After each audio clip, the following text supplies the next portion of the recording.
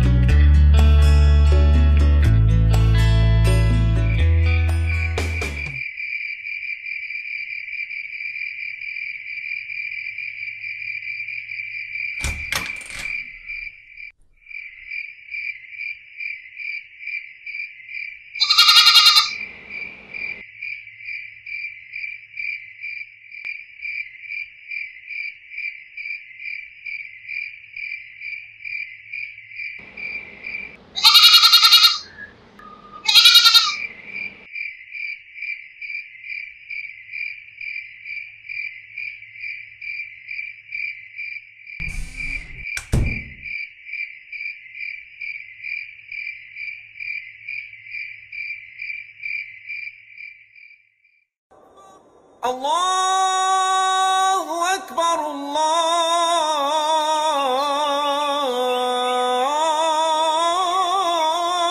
अकबर।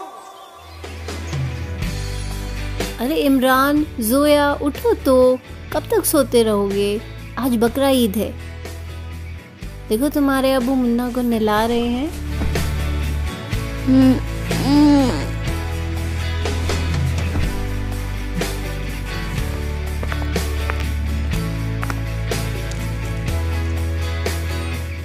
बेगम, मैं चलता हूँ, मुन्ना को हलाल करवा लाऊं, नहीं तो उस्मान भाई की दुकान पर गर्दिश हो जाएगी। मुझे इजाजत दीजिए।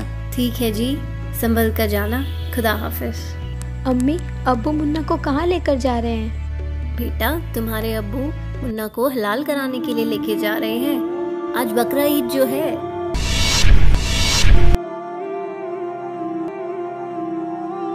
अब्बू अब्बू प्लीज मुन्ना को मत लेकर जाओ। बेटा ये जरूरी है। हमारा बिल्कुल भी मन नहीं लगेगा अब्बू, यदि मुन्ना को कुछ हो गया तो। बेटा ये जरूरी है। प्लीज अब्बू प्लीज मुन्ना को इमरान मत बेटा लेकर मान जाओ आप। प्लीज अब्बू प्लीज। बेगम पकड़ो इसे। अब्बू मत लेकर जाओ ना मुन्ना को, आखिर उसने किसी का क्या बिगाड़ा है?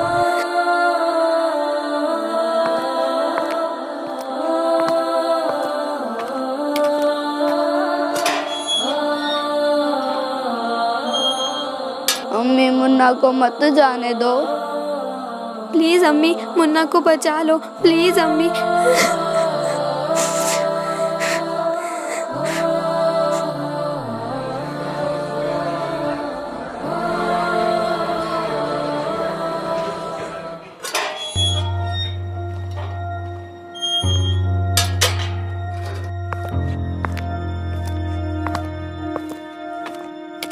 ये लो बेगम।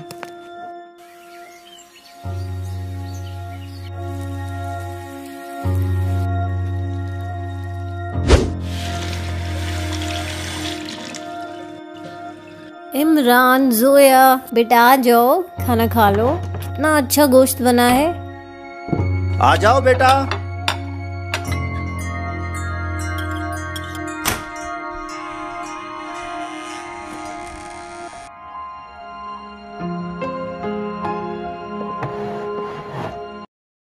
अब्बू मुन्ना कहाँ है?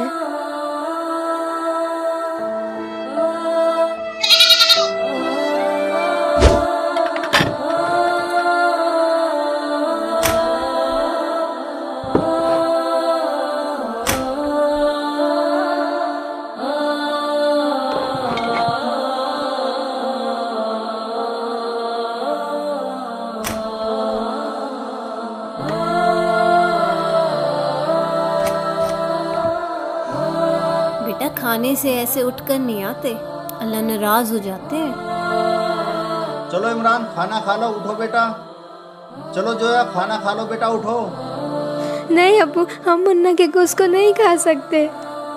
हमें खाना नहीं खाना अब्बू, खाना नहीं खाना। बेटा ये तो अल्लाह का फरमान है।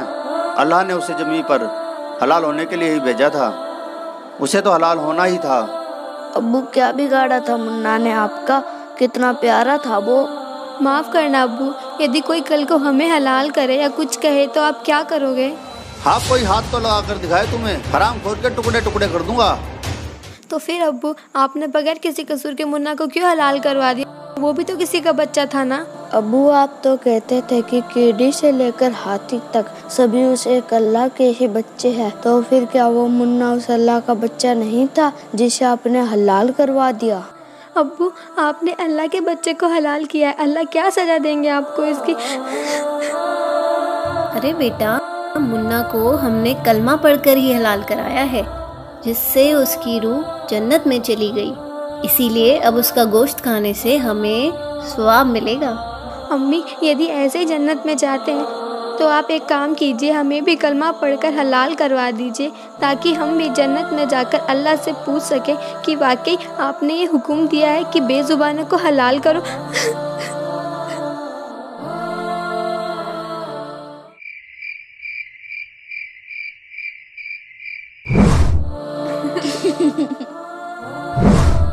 अब्बू अब्बू प्लीज मुन्ना को मत लेकर जाओ। बेटा ये जरूरी है। हमारा बिल्कुल भी मन नहीं लगेगा अब्बू, यदि मुन्ना को कुछ हो गया तो। बेटा ये जरूरी है। प्लीज अब्बू प्लीज मुन्ना को इमरान मत बेटा, लेकर मान जाओ आप।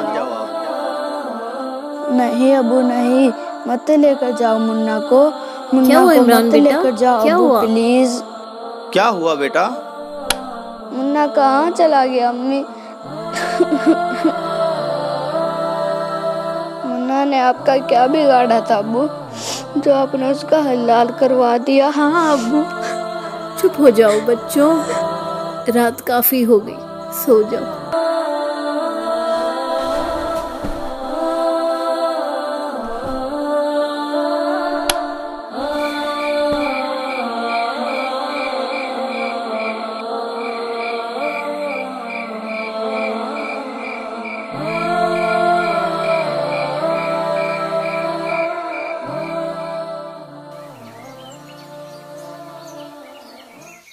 अच्छा बेटा, मैं जा रहा हूँ। बेगम मैं जा रहा हूँ। अस्सलाम वालेकुम।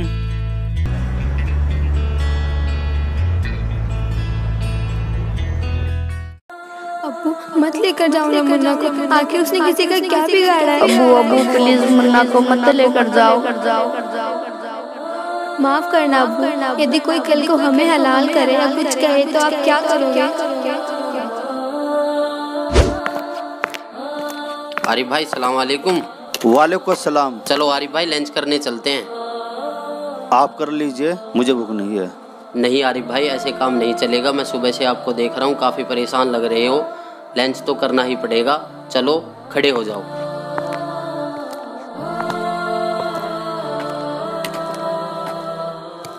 आओ आरिफ भाई बैठो। हाँ तो आरिफ भाई बताओ, क्या बात है? सुबह से काफ़ी परेशान लग रहे हो। कुछ नहीं शहजाद भाई, कल बकरा ईद थी ना। कल की बकरा ईद ने तो मुझे झंझोड़ कर रख दिया, मेरी रूह को एकदम निचोड़ दिया। बच्चों ने मुझसे ऐसे सवाल जवाब किए जिसका मेरे पास कोई जवाब नहीं था। अब्बू मुन्ना कहाँ है? अब्बू क्या बिगाड़ा था मुन्ना ने आपका? माफ़ करना अब्बू, यदि कोई कल को हमें हलाल करे या कुछ कहे तो आप क्या करोगे? आपने बगैर किसी कसूर के मुन्ना को क्यों हलाल करवा दिया? अब्बू आप तो कहते थे कि कीड़ी से लेकर हाथी तक सभी उस एक अल्लाह के ही बच्चे हैं, तो फिर क्या वो मुन्ना उस अल्लाह का बच्चा नहीं था जिसे आपने हलाल करवा दिया? अब्बू, आपने अल्लाह के बच्चे को हलाल किया है, अल्लाह क्या सजा देंगे आपको इसकी? तो शहजाद भाई अब आप ही बताइए मैं क्या करूं? उसके बारे में किसी बाखबर को पूछ कर देखो कि वो बाखबर होगा और वही खुदा की इबादत करने का तरीका बताएगा।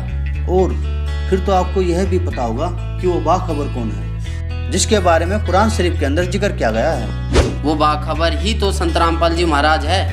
उन्होंने ही तो मुझे कुरान शरीफ का सच्चा ज्ञान बताया है।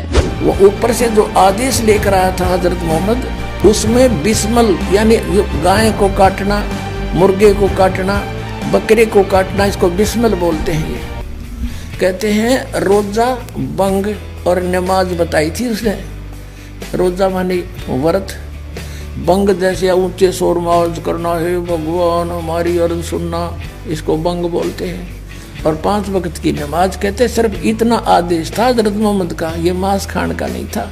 ये तो बाद में किसी फरिश्ते ने किसी में प्रवेश करके ये बकवाद गढ़ रखी है, उसने कभी नहीं कहा कि नबी मोहम्मद नमस्कार है राम रसूल कहाया, 1,80,000 को सौगंध जिन नहीं करद चलाया। कबीर परमात्मा कहा करते थे कि तुम जिन महापुरुषों का नाम लेकर मांस खाते हो, गायें काटते हो, हत्याएं करते हो, मुर्गा काटते हो, बकरा काटते हो, भगवान ने कितना अच्छा आपको आहार दे रखा, काजू किस्मत सेब संतरे, और नहीं तो ये बाजरा ज्वार गेहूँ चने चावल कुछ भी खाओ, ये अड़ंगा क्यों खाते हो? तुम्हारे नबी ने हजरत मोहम्मद ने कभी किसी की हिंसा नहीं की। कहते हैं वो तो आदरणीय महापुरुष थे। नबी मोहम्मद नमस्कार है राम रसूल कहाया, और 1,80,000 को सौगंध जिन नहीं कर चलाया। हजरत मोहम्मद जी के 1,80,000 अनुयायी हुए थे जो कति पाक साफ थे।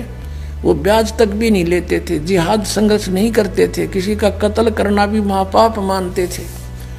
वो तो ऐसे महापुरुष थे। कहते हैं अरस कुरस पर अल्लाह तकत है, अरस कुरस पर आसमान के ऊपर अंतिम छोर पे अरस कुरस पर अल्लाह तकत है, भगवान का सिंहासन है, और खालिक बिन नहीं खाली। और वो पैगंबर पाक पुरुष थे साहिब के अब्दाली, जिन महापुरुषों की तुम आड़ लेकर दुनिया को भ्रमित कर रहे हो, मांस खिला रहे हो, पाप के भागी बना रहे हो, उन्होंने कभी मांस छुआ नहीं। मांस वगैरह भक्षण करना ये समर्थ का आदेश नहीं।